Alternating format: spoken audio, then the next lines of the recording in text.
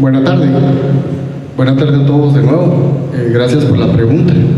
Efectivamente, a nivel de Guatemala, al último análisis que hicimos de cobertura, estamos en el 89.76%, partiendo de una línea base del 88.14% al inicio de esta administración, lo cual ha conllevado bastantes esfuerzos tanto a nivel del Ministerio de Energía y Minas, pero también de la Gerencia de Electrificación del INDE, quien es quien efectivamente pues ejecuta los proyectos de electrificación del lado estatal, pero también tenemos desarrollos de electrificación por parte de las distribuidoras del país.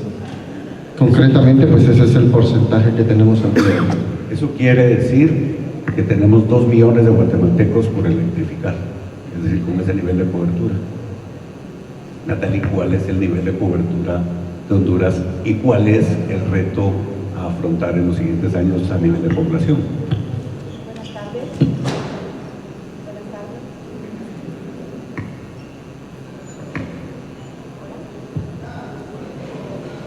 Gracias, buenas tardes. Bien, en Honduras tenemos un índice de cobertura de un 85.7% y también contamos, esto es a través de conexión a red. Si nosotros tomamos en cuenta los sistemas aislados y las microredes, llegamos apenas a un 87.5%. Eso implica 350,000 familias que todavía carecen del servicio y aproximadamente 1.5 millones de hondureños. Cuando hablamos solamente de los números, muchas veces, a pesar de que somos los últimos de la región latinoamericana, los números a veces son algo fríos y no nos pueden demostrar el impacto que realmente tienen. Pero el acceso a la electricidad puede ser un habilitador para el desarrollo de las comunidades y también puede ser la herramienta o el ente que marque las desigualdades sociales, en donde muchas de las comunidades, y lo vimos ahorita con la pandemia de nuestra Honduras, nuestros niños no pudieron recibir clases por 2 años por falta de electricidad.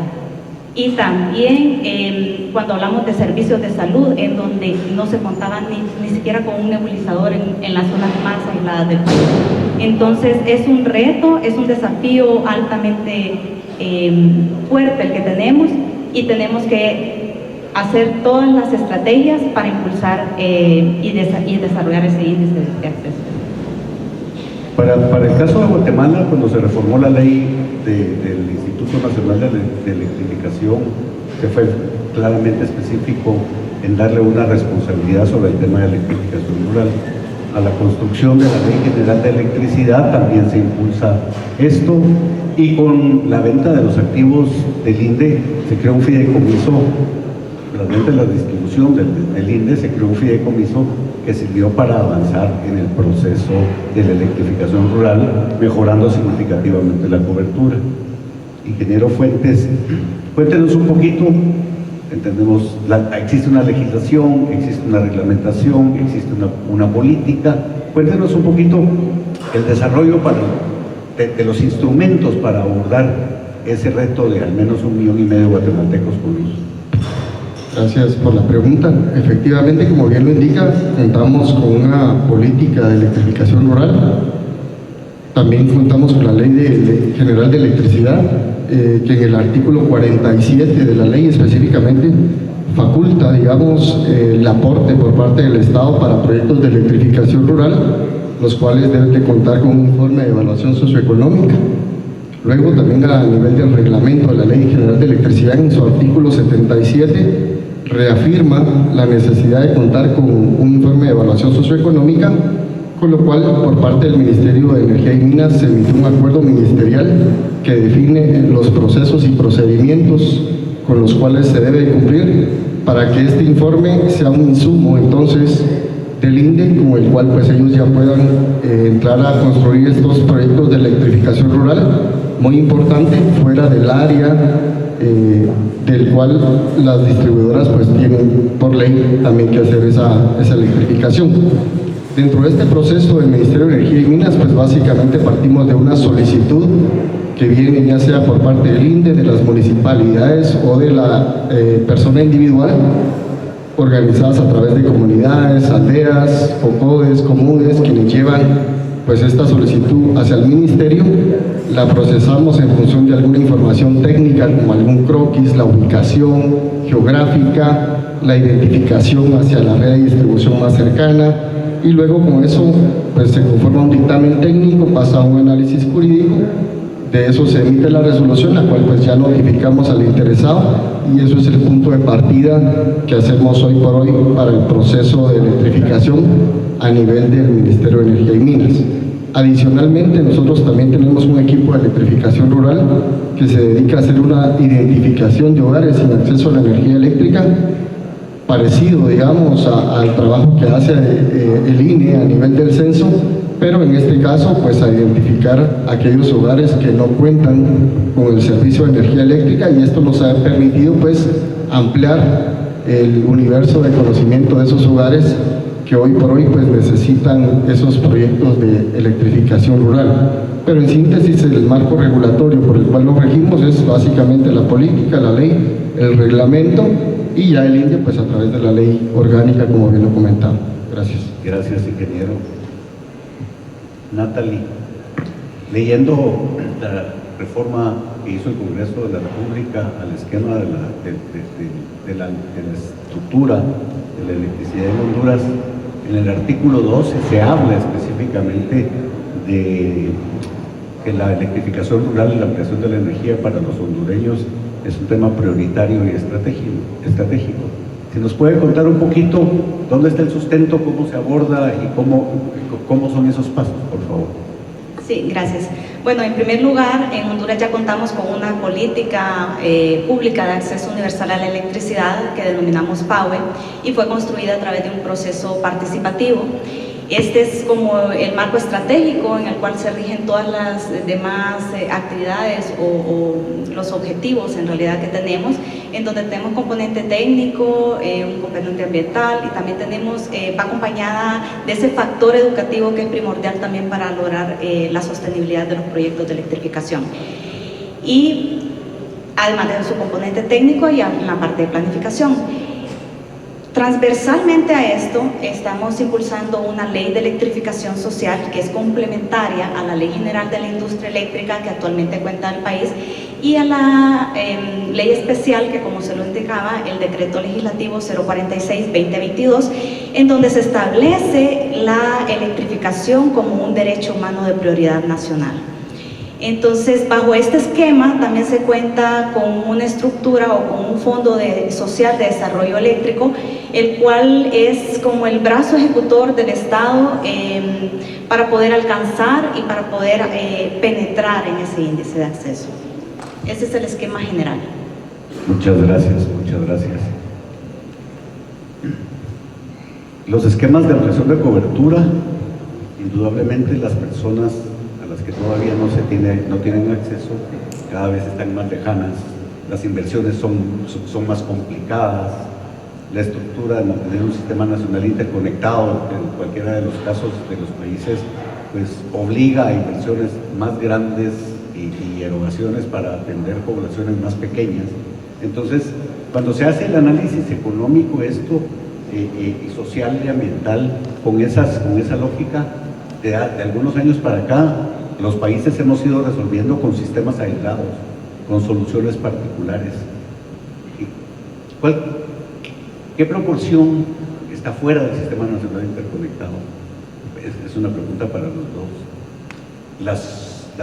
Las soluciones de pequeñas redes, de proyectos GDR, realmente es una de las rutas, porque si no la necesidad del financiamiento se puede volver infinita.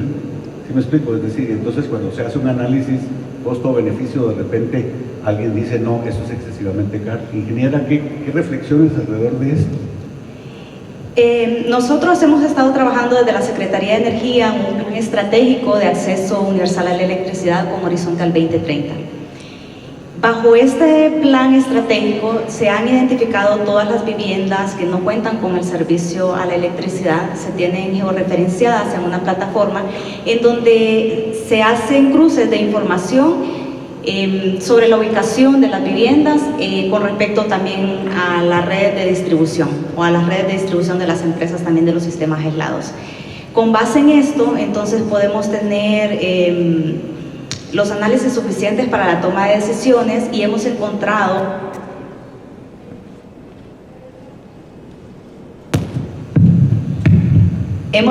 a través de este plan que podemos alcanzar un 36% de los 350,000 viviendas que aún nos quedan por electrificar, que se pueden electrificar a través de conexión a red.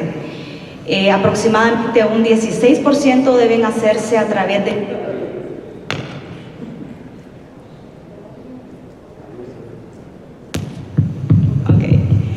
Y aproximadamente un 48% de sistemas autónomos independientes. ¿Qué significan estos sistemas autónomos independientes? Son viviendas que tienen una dispersión tan alta por las también condiciones geográficas de Honduras, en donde no vamos a poder llegar ni con extensión de red ni a través de microredes, sino únicamente con sistemas solares, en donde básicamente es la tecnología más utilizada para este tipo de solución.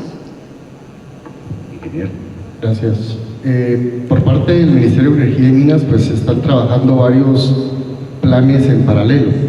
Efectivamente, como usted bien lo comentaba al inicio, se hizo una planificación de la red de transmisión al 2052, que efectivamente tiene como uno de los objetivos abordar a la mejora de la calidad del servicio de energía eléctrica, pero también viabilizar ese acceso a la electrificación, derivado de las restricciones que supone hoy por hoy esa red, vista desde el punto de vista de la distribución, ¿verdad? Sobre esas limitaciones en la capacidad en la red de distribución que permite entonces ampliar esa parte de la electrificación. Luego, con el equipo de electrificación rural, en ese proceso que conversábamos hace un momento de identificación de hogares y acceso a la energía eléctrica, también se hace un levantamiento geográfico y geoposicionado de esas comunidades que necesitan ese acceso, y derivado de esa información es que entonces se identificó esa red complementaria que debería de adicionarse al sistema de transporte. Pero también somos conscientes de los altos valores de inversión que requiere la red de transmisión, de los retos que se comentaba en otro foro en cuanto a la construcción de esta red de transmisión, y también se ha viabilizado de esa cuenta en conjunto con el INDE la viabilidad de los sistemas aislados, de proveer ese servicio de energía eléctrica a través de sistemas fotovoltaicos, haciendo una caracterización de esa demanda y también verificando la dispersión de la misma para poder abastecer entonces, en este caso, ese suministro de energía eléctrica. Hemos tenido también algunas experiencias a nivel del Ministerio de Energía y Minas con alguna cooperación internacional en sistemas aislados de microcentrales hidroeléctricas, que esos modelos pues hoy por hoy son funcionales en el interior de la República y da esa autonomía también a las comunidades de poder autogestionar esas instalaciones y autogestionar esa prestación del servicio a nivel comunitario.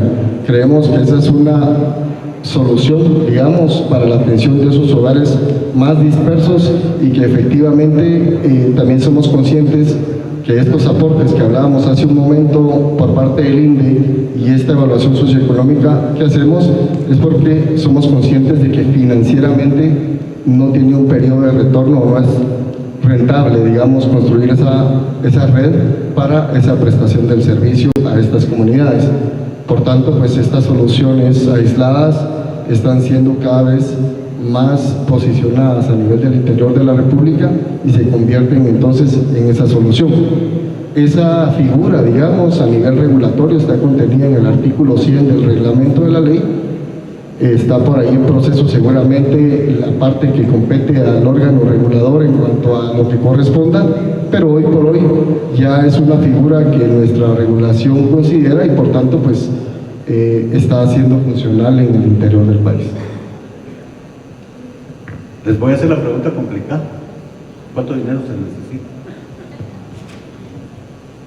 Bueno, inicialmente en Honduras, sin tomar en cuenta todo lo que implicaría la ampliación, digamos, de las redes de distribución, las redes de transmisión, generación, etcétera, para lograr ese 36% de conexión a red, Según la planificación que se elaboró en conjunto con el FOSODE, que es el Fondo Social de Desarrollo Eléctrico, se necesitarían aproximadamente $700 millones, tomando en cuenta que esto sería para los sistemas autónomos en un nivel 2 y para las microredes en un nivel 3 según la escala del TIER del Banco Mundial.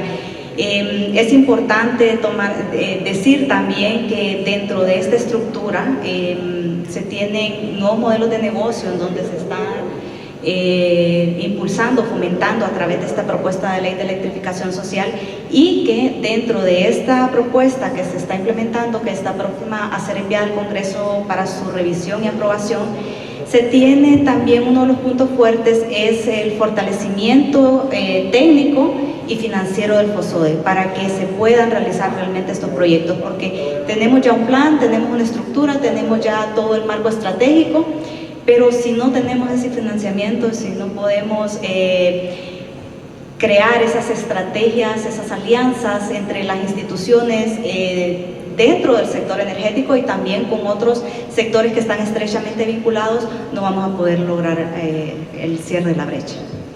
Gracias. Ingeniero Juan. Gracias. Al inicio de esta administración pues se hizo una evaluación de la meta que se tiene para el 2023, que es alcanzar el 90% de cobertura eléctrica, y efectivamente se hizo un análisis en conjunto con el INDE sobre la necesidad de financiamiento para lograr este objetivo y se estableció un valor de $120 millones, el cual hoy por hoy está en el Congreso de la República en ese proceso de aprobación. Para entonces, una vez se logre ese financiamiento, pues se puede materializar esa meta objetivo. Dos reflexiones finales es la experiencia de los casos exitosos de las asociaciones o los comunitarios resolviendo su propio, administrando, cobrando tarifas, etcétera, etcétera. Es una buena práctica, es una práctica que pudiera extenderse. Es decir, indudablemente para ellos es más fácil la operación del mantenimiento, no necesariamente el proceso de inversión, o sea, no el CAPEX, sino que el OPEX relacionado con esto. ¿Qué piensan ustedes de esas prácticas de las soluciones comunitarias? Bueno, creo que el acceso a la electricidad, más allá de ser un problema técnico, es un problema social. Y está enfocado en cómo se van a desarrollar estos proyectos y cuáles son los factores que van a determinar el éxito de estas soluciones. Porque técnicamente podemos hacer la parte de la electrificación, llevar la electricidad, pero si las comunidades no saben cómo gestionar sus proyectos, si no saben cómo darle el mantenimiento, si no saben, digamos, cómo pueden hacer algún requerimiento de reparación de sus sistemas, independientemente sean microredes o sistemas aislados, entonces esto no va a tener ninguna sostenibilidad. Además, se debe impulsar no solamente, nosotros usamos una frase que hemos adaptado, hemos copiado, digamos, que no queremos iluminar pobreza.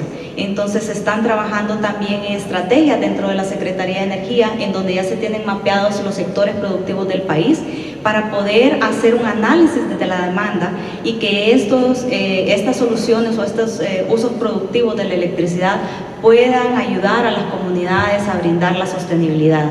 Hay otro tema importante que es fundamental. Tenemos que tomar en cuenta que todos los proyectos que se desarrollen tienen que tener un factor, un componente educativo. Y ese componente educativo va más allá de la capacitación profesional que puedan tener las instituciones que están liderando estos proyectos, sino también en capacitar a las comunidades, no solamente en temas técnicos, sino en temas de organización comunitaria, en temas de liderazgo, en temas de gestión, en temas de educación, de eficiencia energética. Entonces es una solución integral. Tenemos que buscar diferentes metodologías, diferentes estrategias que nos puedan realmente colaborar a que esa sostenibilidad sea integral, y no hay una receta. Tenemos que ir implementando, y a medida también implementamos la política de acceso universal, tenemos que ir evaluándola, monitoreándola para hacer los replanteamientos que sean necesarios y lograr que todos nuestros hermanos hondureños tengan ese acceso a la electricidad fundamental para el 2030. Gracias. Gracias. Pues como comentaba hace un inicio, hemos tenido alguna experiencia con cooperación de Japón, de cooperación JICA en el área de Alta Verapaz. Tenemos algunos proyectos hoy por hoy que están en operación. A partir de la puesta en operación tendrá algunos 10 años de estar hoy por hoy operando. Efectivamente la componente de CAPEX vino proveniente de esa cooperación y también un acompañamiento, ¿verdad? Tanto de la parte de formación de las capacidades a través de la formación de los mismos comunitarios, pero esas capacidades no solo a nivel técnico, sino también a nivel de la creación de los estatutos de la misma asociación o cooperación que luego iba a quedarse administrando y operando esas microcentrales. Ha sido el éxito para que esas hoy por hoy sigan funcionando. Efectivamente eso ayuda a resolver lo que se comentaba como la oposición social o los conflictos o la tenencia de la tierra o el acceso a poder desarrollar este tipo de proyectos, porque la comunidad forma parte de la construcción de los mismos, entiende y tiene acceso al beneficio que ellos le producen al generar esa misma red de distribución alrededor de estas microcentrales. Ellos mismos terminan operando las centrales, ellos mismos terminan, digamos, facturando ese servicio, ellos terminan definiendo la operación y mantenimiento, y todo esto se estableció también en los estatutos que dieron base a la misma asociación.